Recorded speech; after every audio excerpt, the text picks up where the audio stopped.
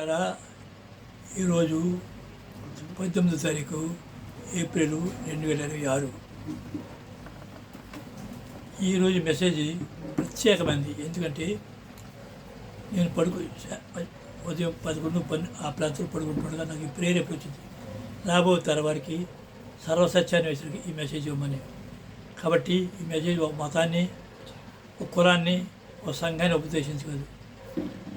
రాబో తరవల వారికి ఈ తరలో సత్యాన్ని వేసలకు ఉపదేశం ఎప్పుడంటే నేనేం బోధ చేయను, కానీ లేఖనం ఏం చెప్పిందో చెప్తే చదవండి. కీర్తనలు నా మెసేజ్ ఏంటంటే, యెహోవా పర్వతములకు ఎక్కదగిన వాడు ఎవడు? ఏంటిది? యెహోవా పర్వతమునకు ఎక్కదగిన వాడు ఎవడు? ఏంటి ఏం చెప్తుందమ్మా? చదువు. కీర్తన యెహోవా పర్వతమునకు ఎక్కదగిన వాడు ఎవడు? ఇది సబ్జెక్ట్. రెఫరెన్స్లో కీర్తన 24 అధ్యాయము 3-4 వచనాలు, 3 నుంచి 5 వచనాలు చదువు నాయన. కీర్తన గ్రంథం బాగా వినండి. ఇది చివరి గడియలో, ఆఖరి గడియలో నేను నా 85 సంవత్సరాల వయసులో సమాధి దగ్గరలో మాట్లాడుతున్నాను. నేను చనిపోవచ్చు, నేను సమాధి అవచ్చు, కానీ వాక్యం ఉండిపోతుందని రాబో తరవారికి అని చెప్తున్నాను.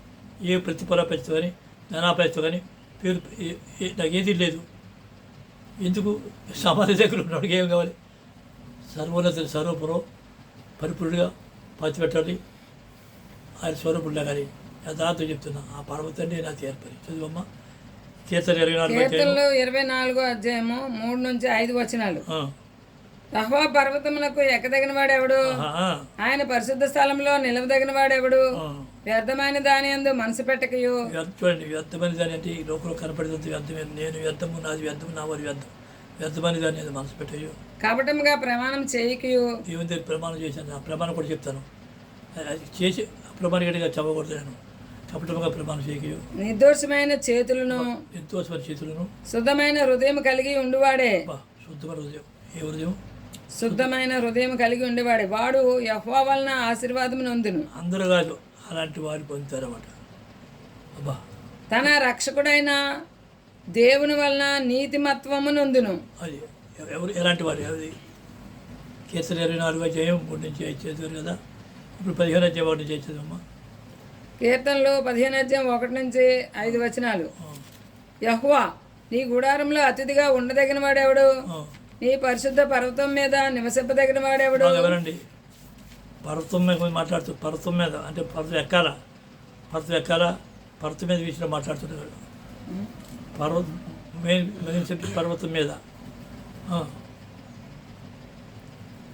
యథార్థమైన ప్రవక్తన కలిగి, పర్వతం మీద ఎక్కాలి కాదు, ముందు ఎక్కాలా, ఎక్కిన తర్వాత నీతిని అనుసరించుచు. నీతి అంటే ధర్మశాస్త్రాన్ని పాటించడం నీతి. 16 హృదయపూర్వకంగా నిజము పలుకువాడే. అట్టివాడు నాలుగుతో కొండెమిలాడు. చాలు. ఇప్పుడు చూడండి, మన సబ్జెక్ట్ ఏంటి? పర్వతం ఎక్కాలి. ముందు క్రైస్తవ్యంలో 1700 ఏరియాలు తోవలు ఉన్నాయి, 1700 ఏరియాలు పునాదులు ఉన్నాయి, 1700 ఏరియాలు మార్గాలు ఉన్నాయి. ఏ మార్గము, ఏ ప్రతి బాగా పరిశీలించండి. దయించి ప్లీజ్ నమ్మకండి. సమత్వము పరిశీలించి మీరేం దాన్ని చేపట్టారు. పరిశీలించండి. ఎవరిని నమ్మద్దు, నన్ను నమ్మద్దు, ఎవరిని నమ్మద్దు. లేఖనము సత్యము. ఏ సత్యము? లేఖనము సత్యము. లేఖనం ఏది? జరిగిపోయిన వాక్యము, జరుగుతున్న వాక్యము, జరగబోయే వాక్యము. ఎందుకంటే క్రైస్తవ్యంలో 1700 ఏరియా మార్గాలు ఉన్నాయి. క్రైస్తవ్యంలో తర్వాత ఇస్లాంలో 27 మార్గాలు ఉన్నాయి. ఇస్లాంలో రబ్బీజులో 13 మార్గాలు ఉన్నాయి. మనం ఇప్పుడు ఏం చూడాలి? రాబోయే యహూదీ చూడాలి. క్రైస్తవ్యం వేరు, ఇస్లాం వేరు, రబ్బీజు వేరు. ఏది పరిపూర్ణం? యహూదీజు. ఇవన్నీ పరిశీలించాలి. ఓకే, చదువమ్మా. యహూదీ యెషయా 52 అధ్యాయం 7 వచనం. పర్వతం మీద మాట్లాడుతున్నాం. అంత మనం పర్వతం మీద గురించి, పర్వతం ఎక్కాలా, పర్వతం మీద ఉండాలా, పర్వతం మీద ఎవరు వెళ్తారు చూస్తారు, ఎవరు వెళ్తారు, అందరూ వెళ్తారు. 52:7 చదువు. యెషయా 52:7 వచనం. సువార్త ప్రకటించుచు సమాధానము చాటించుచు. సువార్త మంచివాడు ఎవడు? తండ్రి ఒకడే మంచివాడని యెషయా చెప్తాడు. మంచివాడు గురించి వర్తమానమే మంచి సువార్త. సువార్తమానము ప్రకటించుచు రక్షణ సమాచారము ప్రచురించు వాని పాదములు నీ దేవుడు ఏలుచున్నాడని సియోనుతో చెప్పుచున్న వాని పాదములు పర్వతముల మీద ఎంతో సుందరములై ఉన్నవి. పర్వతం మీద ఎవరివి?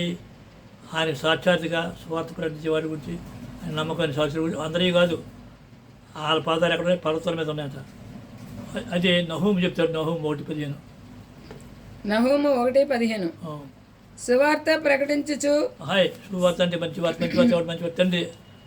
సమాధాన వర్తమానము తెలియజేయవాని పాదములు. ఎవరితో సమాధానం? తండ్రి. ఎవరితో సమాధానం? తండ్రి. తండ్రితో సమాధానం. పర్వతముల మీద కనబడుచున్నవి.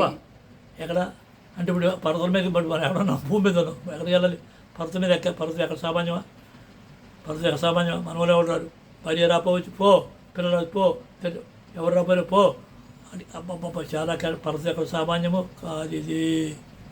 ఎవడన్నా నా యొద్దకు వచ్చి తన తల్లిని, తండ్రిని, అన్నదమ్ములను, భార్యని, బిడ్డలను, తన ప్రాణమును సహా ద్వేషం పడుకుంటే నాకు పతులు కూడా యేసు చెప్తుంటాడు. పర్వతం ఎక్కడ సామాన్యమా? సువార్త ప్రకటించు, సమాధాన వర్తమానం. సువార్త ప్రకటించుచు. నహూము 15. సమాధాన వర్తమానము తెలియజేయవాని పాదములు పర్వతముల మీద కనబడుచున్నవి. నహూము 1:15. అది ఎవరికైనా దాని గురించి శిష్యుల గురించి చెప్తాడు. మర్మం ఎవరు తెలుస్తుంది? ఇది శిష్యులకే, శిష్యులకి, అందరికి కాదు. 8:16 చదవమ్మా. యెషయా 8:16. ఈ ప్రమాణ వాక్యమును కట్టుము, ఈ బోధను ముద్రించి నా శిష్యులకు అప్పగింపము. అందరికీ చూసా ముద్రించి సీరేస్తారా బాబు? బైబిల్ చదివితే రాదు. ఆ ఏర్పాటు చెప్పిన శిష్యులకి, ఎవరో శిష్యులు ఇప్పుడు ఉన్నారు, అప్పుడు ఎస్ఐ చెప్తాను, ఈ కాలం ఉన్నారు శిష్యులు, ఇప్పుడు ఉంటారు అని ఏర్పాటు చెప్పిన వాళ్ళకి తెలిసి అంతకు తెలియదు. పరలోక రాజ్య మర్మం ఎరుడు మీకు అనుగ్రహింపబడినది వాడికి కారు అంటారు. మర్మం అంత అంత గూఢార్థంగా ఉంది, మర్మంగా ఉంది. దయ్యం అర్థం చేసుకున్నాను. యెషయా 43:12 మరియు 21. ప్రకటించువాడును నేనే. ప్రకటించేవాడు ఎవరు? తండ్రి. రక్షించిన వాడును నేనే. రక్షకుడు ఎవరు? ఆ తండ్రే. దాన్ని గ్రహింపజేసిన వాడును నేనే. గ్రహింపజేసేది ఎవరు? ఆయనే. క్రైస్తవ్యులు 17 మార్గాలు ఉన్నాయి. ఇందులో ఏది సత్యము? ఇస్లాంలో అనేక మార్గాలు ఉన్నాయి. ఏది సత్యము? రబ్బీజులు 13. ఏది సత్యము? సామాన్యము కాదు ఇది. దానికి గ్రహింపజేసేవాడు ఎవరు? రక్షించేవాడు ఎవరు? ఆయనే. ప్రకటించేవాడు ఎవరు? ఆయనే. ఆ స్థితి రావాలి. ఆ స్థితి రావాలి. ఆయన ఎక్కడ ఉన్నాడు? పర్వతం మీద ఉన్నాడు. ఎక్కడ వినాలి కదా? పర్వతం ఎక్కాలి. అర్థం చేసుకుంటే సత్య. అందులోనే 43:21. యెషయా 43 అందరికి కాదు ఇది. నా నిమిత్తము. ఎవరి నిమిత్తము? ఆయన నిమిత్తము, తండ్రి నిమిత్తము నేను నిర్మించిన జనులు. ఎక్కడ? తల్లి గర్భంలో నిర్మించిన జనులు నా స్తోత్రమును ప్రచురము చేయుదురు. ఎవరు? నా నిమిత్తము నేను నిర్మించిన జనులు. అమృతరాజు, నువ్వు ఎవరి గురించి పుట్టావు? ఆయన గురించి. ఎవరి గురించి? అమృతరాజు ఎవరు పెట్టారు? నేను కాదు, ఆయన పెట్టాడు. ఆయన కొరకు పుట్టు. మరొకసారి చెప్తున్నా, నువ్వు ఆయన కొరకు పుట్టావు.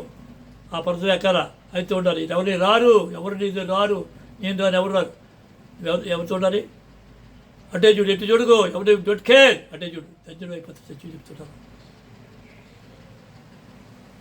నా నిమిత్తము నేను నిర్మించిన జనులు నా స్తోత్రమును ప్రచురము చేయుదురు. Very good. ఇప్పుడు ఇప్పుడు ఇప్పుడు చేసావు. అయితే ప్రచురణ చేసేది కూడా చాలా మంది చెప్తాను. నో, అశ్చర్యగా చేసేవాడు శాప ఎవరు పెడతాడు? అర్థమైంది పాస్టర్? అర్థమైందా? అశ్చర్యగా చేసేవాడు ఇర్మియా 48:10. యెహోవా కార్యమును అశ్రద్ధగా చేయువాడు శాపగ్రస్తుడు అగునుగాక. చేస్తాడు కానీ ఎలా చేస్తాడు? అశ్రద్ధగా కొన్ని మనసుతో చేయలేదు, కొన్ని హృదయంతో చేయలేదు, కొన్ని అర్థం చేయలేదు, కొన్ని శక్తి అర్థం చేసుకుంటా. అశ్రద్ధగా చేయవాడు చేస్తాడు. ఎలా చేస్తాడు? అశ్రద్ధగా చేయవాడు శాపగ్రస్తుడు. ఎవరు పెడతారు శాపము? ఎవరు పెడుతున్నారు? ఆ తండ్రి చెప్పా, ఆ తండ్రి పెడతాడు, చేస్తాడు. అశ్రద్ధగా అక్రమంగా చేసేవాడు కొంతమంది, అశ్రద్ధగా చేసేవాడు, అడ్డుకొని చేసేవాడు, వీళ్ళందరూ కూడా శాపగ్రస్తులే. చేస్తున్నారు, అందరూ చేస్తున్నారు. దానియేలు 12:3. బుద్ధిమంతులైతే ఆకాశ మండలంలోని జ్యోతులను పోలిన వారే ప్రకాశించెదరు. నీతి మార్గమును అనుసరించి నడుచుకున్నట్లు. నీతి మార్గం అంటే ఏది? చర్య. తోరా నీతి అని చెప్తారు. ధర్మశాస్త్ర నీతి మార్గం. నీతి మార్గం అనుసరించి నడుచుకున్నాడు. ఎవరు అనేకులను త్రిప్పుదురో వారు నక్షత్రము వలె నిరంతరమును ప్రకాశించెదరు.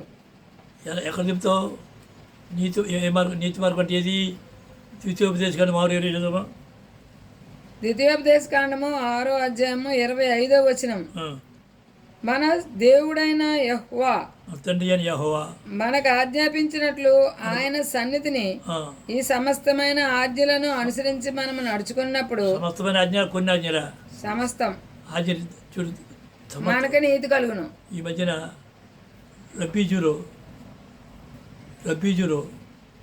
నోవాడే వచ్చింది 7 చోరు అంటాడు. ఈయన ఏమంటాడు సమస్తమైన ఆజ్ఞలు ఎన్ని సమస్తమైన ఆజ్ఞలను. అన్నీ నా పడించారు అన్నీ చేసి ఉదాహరణకి నా పళ్ళన్నీ ఉండేవి ఉడిపి డొర్రెండే కదా ఒక పని ఉడిపోయిన డొర్రెండే 4 పని ఉడిన డొర్రెండే మంచి అలాగే ఆజ్ఞలన్నీ పడితే నీతి అన్ని ఆజ్ఞ కొన్ని ఆజ్ఞ మన సర్వోన్నతుడైన యెహోవా మనకు ఆజ్ఞాపించినట్లు ఆయన సన్నిధిని ఈ సమస్తమైన ఆజ్ఞలను అనుసరించి మనం నడుచుకున్నప్పుడు మనకు నీతి అది కలుగును. నీతి కదైనా ఇప్పుడు పోని కొత్త నిబంధనలో పేరు రాశాడే మత్తయి 19వ అధ్యాయం 16-17 చదవమ్మా. ద్వితీయోపదేశ కాండం చెప్పు. చెప్పాను నిత్యం మనం నిత్య జీవం గురించి మాట్లాడుతున్నాము. నిత్య జీవం పొందంటే ఆయన దగ్గరికి వెళ్ళాలి. ఆయన ఎక్కడ పర్వతం మీద ఉన్నాడు, పర్వతం మీద ఉండాలి. ఆయన మాట వినాలి, ఆయన ఆజ్ఞను పాటించాలి, ఆయన నీతిని అనుసరించాలి. ఆయన నీతిని చదవమ్మ. కొత్త మత్తయి కూడా మత్తయి గారు ఏమి రాశారు? మత్తయి సువార్త 19వ అధ్యాయం 16-17 వచనాలు. ఇదిగో ఒకడు ఆయన వద్దకు వచ్చి, బోధకుడా, నిత్యజీవం పొందుటకు నేను ఏ మంచి కార్యము చేయవలనని ఆయన అడిగాను. అందుకు ఆయన, మంచి కార్యమును గురించి నన్ను ఎందుకు అడుగుచున్నావు? మంచివాడు ఒకడే, మంచివాడు అక్కడ ఎవరు? నీవు పరమ తండ్రి. నీవు జీవంలో ప్రవేశింపగోరిన యెడల ఆజ్ఞలను గైకొనమని చెప్పాను. అంటే ఆజ్ఞలు గైకొనాలి. ఇప్పుడు నా గురించి కొద్దిగా సాక్షి చెప్తాను, వినండి. నా పరిచయం చేసుకుంటాను. ఎందు గురించి నేను కొండ ఎక్కాల, పర్వతం ఎక్కాల. కొండగా చుమా పర్వతం, కొండలు వేరు, పర్వతం ఎక్కి మరి ఏం చేయాలి? ఆయన దగ్గర ఉండాలి, ఆయన వినాలి, ఆయన త్యాగం ఆయనలా మారాలి. సామాన్యం కాదు. నా సాక్షి చెప్తానండి. పరమ తండ్రి, నా మట్టుకు నేను పరిశుద్ధ నామంలో ప్రమాణపూర్వకముగా మొక్కుబడి ఏమనగా, నేను నా ముక్కు ఆరంభంలో ఎప్పుడుగా సుమా 45 సంవత్సరాల క్రితం మొక్కుబడి చేసుకున్నాను. ఏమని? నేను నా జీవిత పర్యంతము నీకు నమ్మకమైన సాక్షిగా జీవించదను. అబ్బా, జీవించేది జీవిత పర్యంతం. ఎప్పుడు 45 సంవత్సరాల క్రితం 2 నర్సులతో 2 క్యాంపర్తో ఆసుపత్రులు తెలిసి అప్పుడు ప్రమాణం చేతండి. నా జీవిత పర్యంతం నమ్మకం సాక్షి ప్రమాణం చేశాను. నమ్మకం ఏం చేశాను? ప్రమాణం చేసుకున్నాను. నమ్మకమైన సాక్షిగా జీవించదను. ఎలాగా? నమ్మకమైన సాక్షిగా జీవించదను. నీ సన్నిధిలో నీ దూత వెంబడి నీ జీవ మార్గంలో నీ సత్య మార్గంలో నీ వెలుగు మార్గంలో నడుచుచు నీ దరి చేరుటకు నేను పరిపూర్ణుడనై నీతిమంతుడిగా నిద్రించుటకు పరిపూర్ణుడవాలి. నీతిమంతుడు నిద్రించుటకు నీ స్వరూపం పొంది స్వరూపం పొందని ఆయన స్వరూపం పొంది పునరుత్థానుడినై అంటే సమాధం చేసి నిత్యము నీతో ఉంటూ నిత్యానందం పొందుటకు నిత్య జీవము పొందుటకు నన్ను నడిపించుటకు నీ దూతను పంపినావని నీకు స్తోత్రం. ఆయన దూత పంపినాడని ఆయనకు స్తోత్రం. నేను భ్రష్టుడనే అంధుడినై పలుమార్లు పడిపోయి పడిపోయి లేపినాడు ఆయన. నన్ను లేవనెత్తి ఇదే మార్గము ఇందులో నడువమని నీ స్వరం వినిపించుట బట్టి నీకు స్తోత్రం.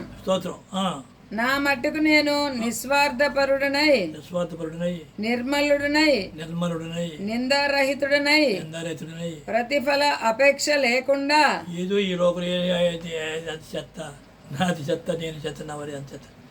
కళ్ళు మూసుకొని చూడాలా, చెవులు మూసుకొని వినాలా, నోరు మూసుకొని మాట్లాడాలి. లోకానికి మృతుడిగా ఆయన దగ్గరికి పోయి ఇప్పుడు 80 సంవత్సరాలు రేపు ఇద్దరు గ్యారెంటీ అని అంటుంటారు. దేనిగా నాది అనేది అంత వదిలిసిపోతారు.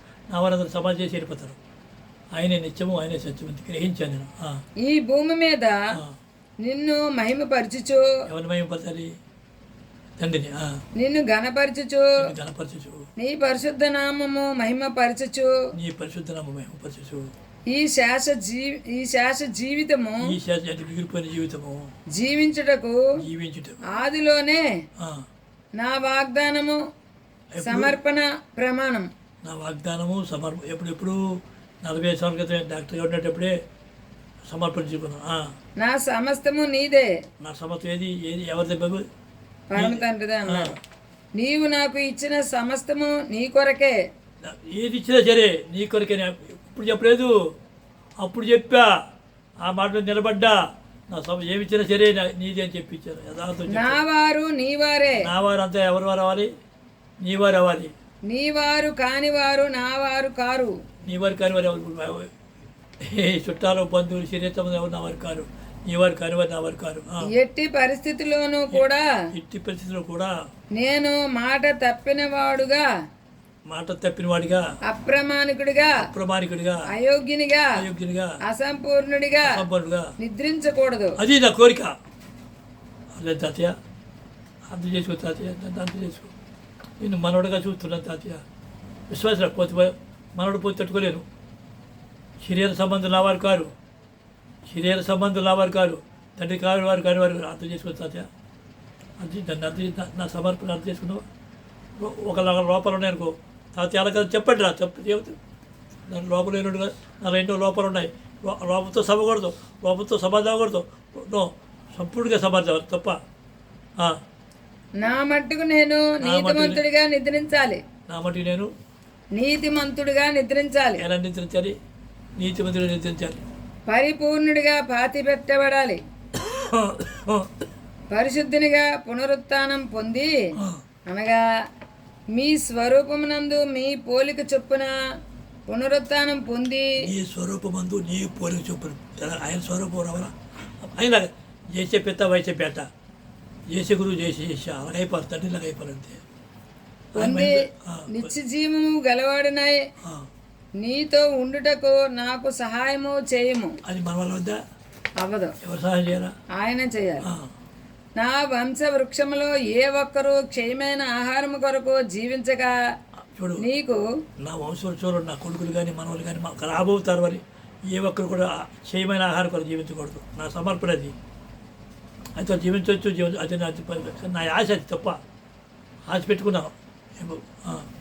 నీకు నమ్మకమైన సాక్షులుగా జీవించుదురుగాక. మన్ని చదువమ్మా. నా వంశ వృక్షములో ఏ ఒక్కరు క్షయమైన ఆహారం కొరకు జీవించక నీకు నమ్మకమైన సాక్షులుగా జీవించుదురుగాక. ఎవరి నమ్మకం? ఆయనకి. వారు నా వైపు చూడకుండా నీవు నాకిచ్చిన ఆస్తి ఐశ్వర్యము చూడకుండా కేవలము నీ వైపే చూస్తూ ఇరుకు మార్గమున ప్రవేశించి. ఏ మార్గం అది? ఇరుకు మార్గం లేదా అరణ్య మార్గం ప్రవేశించి కష్ట సుఖములు నీ చిత్తముగా భావించి ఘనత అఘనత కీడు మేలు జయము అపజయము కలిమి లేమి అందు నీ వైపు చూస్తూ చూడాలి. ఆయన వైపే ఎట్టి పరిస్థితుల్లోనూ కూడా వారి భార్యల వలన కానీ పిల్లల వలన కానీ అయోగ్యులు కాకుండా కాపాడుము అని ప్రార్థన చేసి ఏం చేత పిల్లల వాళ్ళు పోతారా? తండ్రి, ఇదిగో నీవు ఇచ్చిన ఆస్తికి ఐశ్వర్యమునకు ఆశీర్వాదమునకు వారసులగుదురుగాక. అటువంటి వారు నష్టంలోనే పనిచేసుకునే వాళ్ళు కీడు మేలులోను ఎప్పుడు సమర్పణ ఆరంభంలో. ఆఖరిగా నా హృదయవాంఛ ఏమనగా నేను నీయందు ఆనందించుట కాదు. నేను ఆయనలో ఆనందించడు కాదు. నీవే నాయందు ఆనందించి. అదిగో నేను ఆయనే మన ఏం చేయాలి? ఆయన మన యందు ఆనందం. నీ వాక్కు నాలో నా నోటిలో నా చేతిలో ఉండాలి. అది నా వాంఛ. ఆయన నయంలో ఆనందించాడు కాదు, నేను ఆయనలో ఆనందించాడు కాదు, ఆయన నాలో ఆనందించాలి. అర్థమైందా? నీవు పరిపూర్ణుడివై ఉండునట్లు. ఎవరు పరిపూర్ణుడు? తండ్రి పరిపూర్ణుడు. నేను పరిపూర్ణుడను అవ్వాలి. నా జీవితం నేను కూడా పరిపూర్ణ అవ్వాలి. పరమ తండ్రి స్తోత్రం. హల్లెలూయా. తాతయ్య ఆఖరి గడిలో సమాధి దగ్గరలో ఉంటూ సత్యమనే చెప్తున్నాను. ఎవరిని నమ్మొద్దు, ఏ బోధకిని నమ్మొద్దు, మీ సంస్థ నమ్మొద్దు, మీ కులాన్ని నమ్మొద్దు, నన్ను నమ్మొద్దు. నిన్ను తల్లి గర్భంలో రూపించిన ఆయన్నే నమ్మండి. తండ్రి నన్ను తల్లి గర్భంలో రూపించేవాడా, పిండముగా పడిపోకుండా కాపాడేవాడా, శిశువుగా పైకి రప్పించు పరుమారు సత్యం. తండ్రి ఏ మార్గము, సత్య మార్గం ఏది, నీతి మార్గం ఏది, ఈ మహిమ మార్గం ఏది, ఈ పర్వతానికి ఎలా రావాలా అని ప్రార్థన చేసుకుని తాతయ్య ప్రార్థన చేసుకుని నన్ను నోడు ప్రార్థన చేసి ఎప్పుడు కూడా యెరూషలేము ప్రపంచానికి సెంటరు కేంద్రం యెహూదీయులు. అయితే ఆయన అందరికీ దేవుడు, అందరికీ ధర్మశాస్త్రం ఒకటే. వాళ్ళు స్థిరపడ్డారు, మనం కూడా వాళ్ళతో ఏర్పడాలి. ఆయా దేశాల్లో, ఆయా రాష్ట్రాలు, ఆయా భాషలు మాట్లాడే వారి మధ్య ఏర్పడిన స్థలాలు ఉంటాయి. ఈ స్థలమందు చేయబడి ప్రార్థన వెతకండి. నన్ను నమ్మొద్దు, ఎవరిని నమ్మొద్దు. ఉంటిదే ఆయన ప్రార్థన చేయండి. ప్రతివారు మంచి మాట పైకి అయ్యారు కానీ నమ్మద్దు. మంచివాడు ఎవడు తండ్రి తప్ప ఆ తండ్రితో మంచివాడు. చదువమ్మా. సత్య మార్గంలో జీవ మార్గంలో ఇరుకు మార్గంలో సత్య మార్గంలో జీవ మార్గం నీ వెలుగులో నడిపించేది నీవే తండ్రి. సత్య మార్గంలో జీవ మార్గంలో మీరు ఎవరు నడిపించారా? ఆయన నడిపిస్తాడు. తండ్రి నేను ధన్యుడను ఏలనగా నేను ధన్యుడను ఏలనగా. కీర్తనలు 33:12 చదవమ్మా. యెహోవా తమకు దేవుడుగా గల జనులు ధన్యులు. హాయ్ అనేక మంది జనులు ఉన్నారు, నేను కూడా ధన్యుడే. ఎందుకంటే ఆయనే నా తండ్రి, ఆయనే నా నచ్చాడు. ఆయన తనకు స్వాస్థ్యముగా ఏర్పరచుకున్న జనులు ధన్యులు. స్వచ్ఛంగా ఇజ్రాయేల్ ఏర్పాటు చేసుకున్నారు, వారు ధన్యులు. వారి వెలుగులోకి మనం వెళ్ళాలి, వాళ్ళ సిగ్గు పట్టుకుని వెళ్ళాలి, వాళ్ళతో కలిసి మనం వ్యాపారం. అది తర్వాత చూసుకుందాం. ఇర్మియా 9:23 యెహోవా ఇలాగ సెలవిచ్చున్నాడు, జ్ఞాని తన జ్ఞానమును బట్టి సూర్యుడు తన శౌర్యమును బట్టి అతిశయింపకూడదు, ఐశ్వర్యవంతుడు తన ఐశ్వర్యమును బట్టి అతిశయింపకూడదు. యెషయా 30:21 మీరు కుడి తట్టునైనను ఎడమ తట్టునైనను తిరిగినను. 9:24 చదవమ్మా. ఇర్మియా 9:23-24 మళ్ళీ చదువుతున్నాను. యెహోవా ఇలా సెలవిచ్చున్నాడు, జ్ఞాని తన జ్ఞానమును బట్టి సూర్యుడు తన శౌర్యమును బట్టి అతిశయింపకూడదు, ఐశ్వర్యవంతుడు తన ఐశ్వర్యమును బట్టి అతిశయింపకూడదు. అతిశయించువాడు దేనిని బట్టి అతిశయింపవలనగా భూమి మీద కృప చూపుచు నీతి న్యాయములు జరిగించున్నా యెహోవాను నేనే అని గ్రహించి నన్ను పరిశీలనగా తెలుసుకున్నట్టును బట్టి పరిశీలనగా తెలుసుకోవాలి. నా తండ్రి నాకు తెలియజేశాడు, అతిశయింపవలను. అట్టి వాటిలో నేను ఆనందించేవాడునని యెహోవా సెలవిచ్చుచున్నాడు. పరమ తండ్రికి స్తోత్రం. అలా తెచ్చుకున్న వారిలో ఎవరు ఆయనే ఆనందిస్తాడు.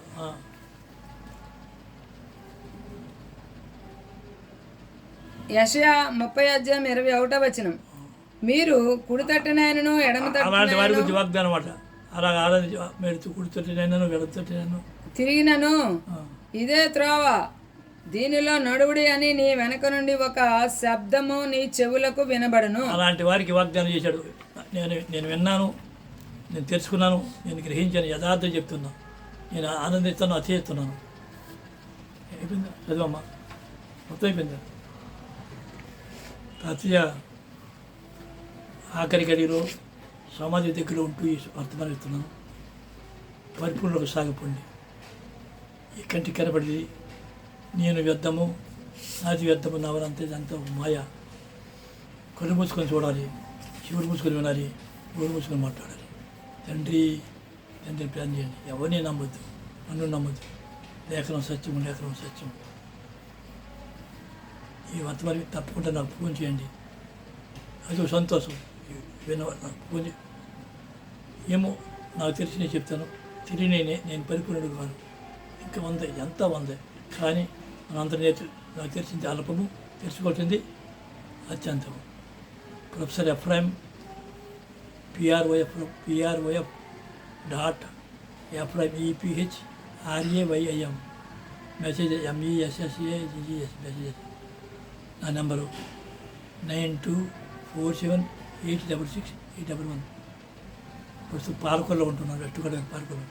పరలోకమంతా మిమ్మల్ని ఆశీర్వదించుగా. స్వరం స్వరం స్వరం.